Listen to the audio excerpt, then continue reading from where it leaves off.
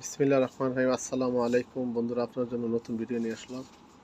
দেখেন মাশাআল্লাহ, এটা হচ্ছে আমাদের বাংলাদেশের এক ভাইয়ের দোকান। দেখেন মাশাআল্লাহ, এটারা বলা হয় গাতারার দোকান। মানে এখানে এগুলো আরবিরা মাথায় পরে পাগড়ির দোকান। সাথে এখানে আছে জুতা আছে, জুতাতে আরবিরা বলে নাল। দেখেন মাশাআল্লাহ, অনেক ভালো জুতা।